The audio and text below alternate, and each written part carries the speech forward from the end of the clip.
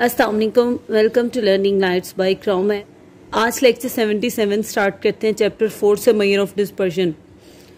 आज के लेक्चर में हम चैप्टर 4 की ऑब्जेक्टिव को डिस्कस करेंगे। आपके पास क्वेश्चंस आ रहे हैं question number 4.37 to question number 4.40। आपके पास है क्वेश्चन नंबर 4.37। क्वेश्चन नंबर 4.37 में आपको कहा गया है which of the following is correct for a negatively skewed distribution. आपने बताना है कि इन तीनों में से जो इसने दिया है कौन सी स्टेटमेंट ट्रू है नेगेटिवली सिक्यू डिस्ट्रीब्यूशन के लिए। तो सबसे पहले तो डिस्कस कर लेते हैं कि नेगेटिवली सिक्यू डिस्ट्रीब्यूशन क्या होता है। डेफिनेशन तो आपको नेगेटिवली सिक्यू डिस्ट्रीब्यूशन की लेक्चर नंबर 70 से मिल जाएगी, क्योंकि मैंने लेक्चर नंबर 70 में ये टॉपिक आपके साथ डिस्कस किया था। कह सकते हो नेगेटिवली सिक्यू डिस्ट्रीब्यूशन में mode is greater than median and median is greater then mean, यानी कि मीन की वैल्यू सबसे कम होती है। अब हमने इसके अकॉर्डिंग स्टेटमेंट देखना है। ये देखें, फर्स्ट पे कह रहा है A M is greater than mode, तो ऐसा तो नहीं है, ये तो आपके पास फॉल्स हो जाएगा। नेक्स्ट ये कह रहा है A M is less than mode करें, आपके पास मीन की वैल्यू सबसे लेस है, तो ये स्टेटमेंट आपकी सेकंड ट्रू हो रही है, A M is less than mode. इसका मतलब आपके पास जस्ट ये स्टेटमेंट करेक्ट है। क्लियर है। नेक्स्ट आपके पास question number 4.38 what could be the shape and the name of the distribution. One by one इन्हें बताएंगे कौन सा डिस्ट्रीब्यूशन है। फर्स्ट पे आपके पास mean is equal to median and median is equal to mode. मैं यहाँ पे आंसर लिखूंगी फर्स्ट का, यानी कि mean is equal to median and median is equal to mode. आपको पता है एक ऐसा डिस्ट्रीब्यूशन जिसमें मीन मीडियन और मोड इक्वल हो, बहुत फेमस है, उसे हम क्या कहते हैं, सिमेट्रिकल डिस्ट्रीब्यूशन। और सिमेट्रिकल डिस्ट्रीब्यूशन एक बेल शेप डिस्ट्रीब्यूशन होता है। मैं आपके पास mean greater than median and median greater than mode. याद रखिएगा किसी भी डिस्ट्रीब्यूशन में अगर मीन की वैल्यू सबसे लार्जेस्ट आए, उसके बाद दूसरे नंबर पे मीडियन हो और तीसरे नंबर पे मोड हो, डिस्ट्रीब्यूशन को आप क्या कहते हैं, आप पॉजिटिवली सिक्यू डिस्ट्रीब्यूशन कहते हैं। ये सेकंड का भी आंसर आ गया। थर्ड है आपके पास mean less than median and median less than mode. अभी हमने इसे डिस्कस किया है। ये कौन सा डिस्ट्रीब्यूशन होता है, थर्ड वाला, नेगेटिवली सिक्यू डिस्ट्रीब्यूशन। अब देखिए इसका जो फोर्थ पॉइंट है जिसमें ये हमें कहा गया है कि बीटा 1 इज इक्वल टू 0, ये आपके पास सपोज ट्रू फॉल्स की फॉर्म में है, लेकिन ये एज एमसीक्यूज भी सेटल्ड हो सकते हैं कि if beta 1 is equal to 0 then the distribution is. आपको डिफरेंट ऑप्शंस दे के राइट आंसर के मुतालिक पूछा जा सकता है। आपको पता है कि बीटा 1 के हमारे पास क्या होता है, कोफिशिएंट ऑफ सिक्यूनेस, कोफिशिएंट ऑफ सिक्यूनेस। और हमने सीखा था कि सिक्यूनेस में अगर बीटा 1 की वैल्यू इज इक्वल टू 0 आ जाए तो डिस्ट्रीब्यूशन आपके पास क्या होता है, यानी कि इस पॉइंट पे डिस्ट्रीब्यूशन होगा सिमेट्रिक, बेल शेप डिस्ट्रीब्यूशन होता है। नेक्स्ट आपको बोला गया and beta 2 is equal to 3, और आपको पता है बीटा 2 आपके पास क्या होता है, बीटा 2 आपके पास कर्टोसिस का कोफिशिएंट होता है, कोफिशिएंट ऑफ कर्टोसिस। और अगर बीटा 2 की वैल्यू 3 के इक्वल आ जाए तो डिस्ट्रीब्यूशन आपके पास, इसके दो नेम होते हैं, तो ऑप्शन में इससे परेशान नहीं होना। फर्स्ट नेम है अगर बीटा 2 इक्वल टू 3 आ जाए तो डिस्ट्रीब्यूशन आपके पास होता है मेसोकर्टिक, और डिस्ट्रीब्यूशन मेसोकर्टिक के दूसरा नाम क्या है, नॉर्मल डिस्ट्रीब्यूशन। याद रखिएगा बीटा 2 इज इक्वल टू 3 तो डिस्ट्रीब्यूशन मेसोकर्टिक और नॉर्मल डिस्ट्रीब्यूशन। अगर बीटा 1 इज इक्वल टू 0 तो डिस्ट्रीब्यूशन सिमेट्रिक होता है। लास्ट आपको दिया गया if beta 1 is equal to 0 and beta 2 is equal to 5। अब आपको पूछ रहा है कि फिफ्थ पॉइंट में अगर बीटा 1 की वैल्यू 0 हो, तभी हमने डिस्कस किया है बीटा 1 की वैल्यू 0 तो डिस्ट्रीब्यूशन क्या होता है आपके पास, डिस्ट्रीब्यूशन होता है सिमेट्रिक। नेक्स्ट आपको कहा गया है अगर बीटा 2 इज इक्वल टू 5 हो, तो याद रखेगा बीटा 2 की वैल्यू जब 3 हो तो डिस्ट्रीब्यूशन मेसोकर्टिक और नॉर्मल डिस्ट्रीब्यूशन, और अगर बीटा 2 की वैल्यू 3 से ज्यादा आ जाए तो डिस्ट्रीब्यूशन आपके पास लेप्टोकर्टिक होता है। क्लियर है। अच्छा, ये हमने इक्वल टू 3 और ग्रेटर देन 3 के लिए देख लिया। अगर बीटा 2 की वैल्यू सपोज आपके पास 1.5 आ जाती, 3 से लेस हो ना, तो डिस्ट्रीब्यूशन आपके पास प्लैटिकर्टिक होता है। तो ये थे आपके पास question number 4.37 and question number 4.38। Next आपको कहा गया क्वेश्चन नंबर 4.39 में against each statement write T4 true and F4 false statement. अब आप देख रहे हैं आपको कहा गया the sum of square of the deviation from a data set from the median is minimum. ऐसा तो नहीं है, हमने सीखा था अगर हम डेविएशन ले रहे हैं किसी ऑब्जर्वेशन की उससे मीन से और उसे स्क्वायर करें तो वो मिनिमम आता है, मीडियन पे मिनिमम नहीं होता। तो आपके पास क्या आ जाएगा, फॉल्स। ये राइट आंसर क्या है वो हमने डिस्कस कर लिया। सेकेंड आपके पास the sum of absolute deviation from a for a data set from the mean is minimum. देखिए सेकंड पे इस नाम से पूछा the sum of absolute deviation for a data set from the mean is minimum. ये statement false है। मैं आपको बताती हूँ ये कैसे फॉल्स है। जब मैंने आपके साथ मीन डेविएशन का टॉपिक डिस्कस किया था तो मैंने आपको बताया था कि मीन डेविएशन फ्रॉम मीडियन लें तो ये हमें मिनिमम आंसर प्रोवाइड करता है। तो इट्स मीन डेविएशन में हमें कौन मिनिमम आंसर प्रोवाइड करता है, मीन नहीं प्रोवाइड करता, ये मीडियन प्रोवाइड करता है। दैट्स वाई सेकंड स्टेटमेंट आपके पास फॉल्स आ गई। थर्ड है आपके पास, इसमें आपको कहा गया if each of the observation in a data set is multiplied by the constant the variance of the resulting data set increase. अब आप देखें सपोज एक डेटा सेट था आपके पास एक्स का वेरिएंस क्या होगा, वेरिएंस ऑफ एक्स। अब वो बोल रहा है कि इन एक्स डेटा को मल्टीप्लाई कर दो किसी कांस्टेंट से। सपोज आप किसी 5x से मल्टीप्लाई कर रहे हो फुल डेटा को, तो जब इस 5x पे वेरिएंस अप्लाई करोगे तो आपको पता है ये क्या हो जाएगा, ये आ जाएगा वेरिएंस ऑफ 5x। और हमें पता था कि वेरिएंस अपने कांस्टेंट को क्या करता है, स्क्वायर करके बाहर निकाल का स्क्वायर हो जाएगा 25 और वेरिएंस जाके वेरिएबल पर अप्लाई हो जाएगा। तो देखें वेरिएंस ऑफ एक्स सपोज अगर 2 भी है तो 2 अगर 25 से मल्टीप्लाई होगा तो वो तो वैल्यू आपके पास इंक्रीज होगी, और यही इसने आपको कहा था। तो थर्ड स्टेटमेंट आपके पास क्या आ गई, ट्रू। फोर्थ है आपके पास if a constant is added in each of the observation in a data set then the variance of the resulting data set increase. पास ये प्रॉपर्टीज ऑफ स्टैंडर्ड डेविएशन और वेरिएंस में हमने डिस्कस किया था। ये कह रहा है if a constant is added in each of the observation. Suppose आपके पास कोई ऑब्जर्वेशंस थी एक्स की, इसमें आपने एक कांस्टेंट ऐड किया है, मैं इस साइड पे ऐड कर रही हूँ। सपोज वो कांस्टेंट है लेट अस सपोज 10। अब वो बोल रहा है इन दोनों डेटा का आपने वेरिएंस फाइंड आउट करो और रिलेशनशिप बताओ कि क्या है। आपको पता है एक्स का वेरिएंस तो सिंपली होगा वेरिएंस ऑफ एक्स, लेकिन जब हम इस पे वेरिएंस अप्लाई करेंगे वेरिएंस ऑफ एक्स प्लस 10, ये किसके इक्वल आ जाएगा। वेरिएंस क्या करता है, दोनों वैल्यूज पे सेपरेटली अप्लाई हो जाता है। वेरिएंस ऑफ एक्स यूं ही रहेगा, लेकिन हमने सीखा था variance of a constant is 0। तो इसने आपको कहा है कि ये वेरिएंस ऑफ एक्स और इधर भी वेरिएंस ऑफ एक्स आ रहा है, लेकिन ये यहाँ पे कह रहा है if a constant is added in each of the observation then the variance of the resulting data set increase. तो बेटा ये इंक्रीज तो नहीं हुआ, ये इक्वल आ रहा है। तो डेट्स वाई ये स्टेटमेंट आपके पास फोर्थ क्या आ गई, फॉल्स। याद रखिएगा variance of a constant is equal to 0। Next आपके पास फिफ्थ पॉइंट है standard deviation is the positive square root of variance. तो ऑफ कोर्स स्टैंडर्ड डेविएशन की बेसिक डेफिनेशन भी यही है कि ये पॉजिटिव स्क्वायर रूट क्या है, वेरिएंस का है। तो ये स्टेटमेंट आपके पास ट्रू हो गई। 6 आपके पास range is a measure of absolute. Range आपके पास एब्सोल्यूट डिस्पर्शन होता है, जबकि कोफिशिएंट ऑफ रेंज आपके पास रिलेटिव डिस्पर्शन है। तो ये भी स्टेटमेंट आपके पास ट्रू है।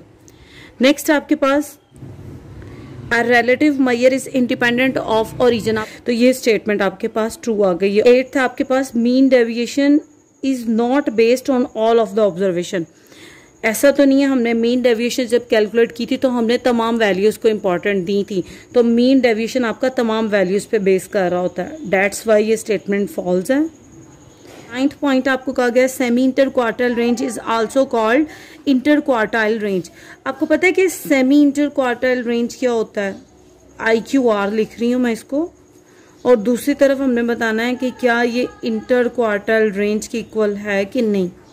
आपको पता है सेमी इंटर क्वार्टाइल रेंज तो हम कह रहे होते हैं क्वार्टाइल डेविएशन को, और इसका फार्मूला होता है Q3 minus Q1 divided by 2, जबकि इंटर क्वार्टाइल रेंज का फार्मूला है आपके पास पता है क्या होता है, इसमें आप जस्ट Q3 में से Q1 माइनस करते हो, इसको 2 पे डिवाइड नहीं करते।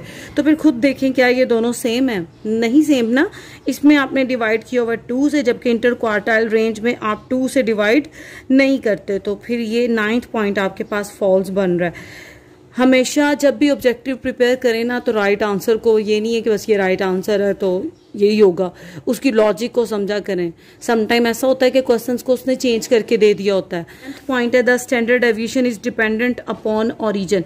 आपने बताना है कि standard deviation dependent upon origin होता है कि नहीं। स्टैंडर्ड डेविएशन डिपेंड नहीं कर रहा होता ओरिजिन पे, क्योंकि स्टैंडर्ड डेविएशन में जब हम या कांस्टेंट ऐड करें या सब्ट्रैक्ट करें तो स्टैंडर्ड डेविएशन को कोई फर्क नहीं पड़ता, क्योंकि कांस्टेंट की वैल्यू तो जीरो हो जाती है। तो ये भी स्टेटमेंट आपके पास फॉल्स आ गई। नेक्स्ट आपके पास coefficient of variation is the relative measure of dispersion. Coefficient of variation CV को डिस्कस किया था, तो हमने बताया था कि सीवी आपके पास एक रिलेटिव मेजर ऑफ डिस्पर्शन है। इसमें न्यूमिनेटर में आप एब्सोल्यूट डिस्पर्शन ले रहे होते हो और डिवाइजर में आप क्या ले रहे होते हो, measure of central tendency. That's why आपके पास रिलेटिव मेजर ऑफ डिस्पर्शन आता है। तो ये ट्रू है आपके पास 11 पॉइंट। नेक्स्ट आपके पास 12, इसमें आपको कहा गया the first moment about mean is 1। No, ये फॉल्स है। फर्स्ट मोमेंट अबाउट मीन आपके पास क्या होता है, 0 होता है। 13 है if B1 is equal to 3 the distribution will be symmetric. अगर β1 पे रिलेशनशिप आप चेक कर रहे हो सिमेट्रिक का, तो β1 अगर 0 आए तो डिस्ट्रीब्यूशन सिमेट्रिक है। तो ये आपके पास फॉल्स आ गया। नेक्स्ट आपको कह रहा है mean deviation is always less than the standard deviation. आपने बताना है कि मीन डेविएशन लेस होता है स्टैंडर्ड डेविएशन से कि नहीं। अगर आपको याद हो तो मैंने आपके साथ मीन डेविएशन की प्रॉपर्टीज डिस्कस की थी कि mean deviation is equal to 4/5 sigma, और सिग्मा आपके पास स्टैंडर्ड डेविएशन है। नेक्स्ट देखिए आपके पास 14 पॉइंट आपको कहा गया है mean deviation is always less than the standard deviation.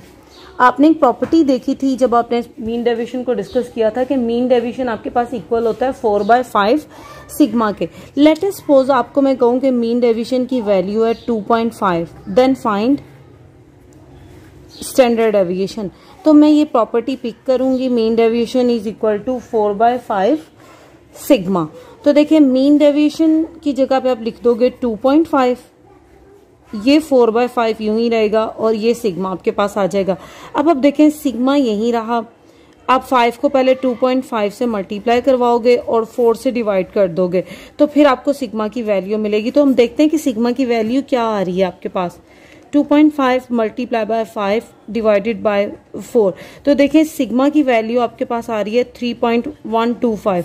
अब आप खुद से जज करें कि मीन डेविएशन आपके पास 2.5 था जबकि सिग्मा आपके पास आया 3.125, तो इसका मतलब मीन डेविएशन आपके पास लेस है।